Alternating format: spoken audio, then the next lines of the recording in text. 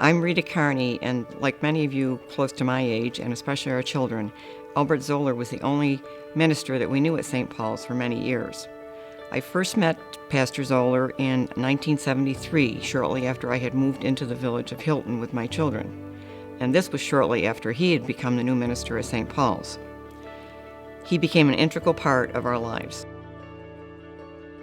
It was the first time he had ever corrected a pastor before, but it had to be done. When it was his moment to talk, the farmer provided a quick lesson on where potatoes came from and then walked away. Reverend Elbert Zoeller, a young pastor originally from just outside New York City, spoke in that Sunday sermon about potatoes growing on the vine. Zoeller wouldn't need many more corrections in his 33-year tenure as pastor at St. Paul. In fact, Pastor Zoeller helped to shape much of what is St. Paul today.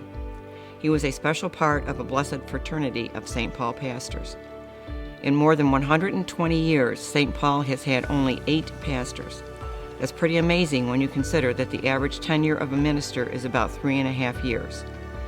Our first called pastor came in 1899, Reverend Borman.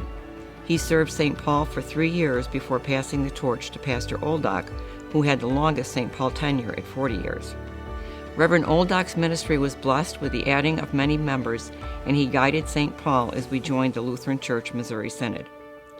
Next was Pastor Boriak, who was legendary for his passion. There's a great story about Pastor Boriak's spirited preaching. His whole body burst with energy, his eyes shone with excitement, and his voice rose in response to his enthusiasm. The only air circulation for the congregation at that time was to open the windows on hot summer mornings. Len Wright, a colorful high school history teacher who lived across the street from the church, recalled how the neighbors could hear Pastor Boriak's lively sermons without leaving their homes. Pastor Boriak's story was to wake them up with the ringing of the church bell, keep them awake with his sermons, and love the heck right out of them.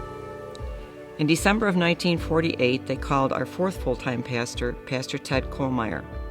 He served us until 1972. Pastor Kuhlmeier helped to lead the rebirth of our school ministry and the renovation of the church. Pastor Zoeller followed Pastor Kuhlmeier, and in his time, he oversaw the tearing down of one church and the construction of our current church home. Pastor Eric Goodwin was the first pastor to work in this new sanctuary. He started to serve St. Paul in 2008. In its history, St. Paul has been a sending church, raising up men who have given their lives to pastoral ministry. Today, St. Paul is led by a pastor raised within this congregation. Pastor Mark Baal is a product of our school ministry and a son of St. Paul's. He was called as assistant pastor and school administrator until being installed as our senior pastor in August 2019. Stable, godly leadership has been a blessing and a hallmark of St. Paul.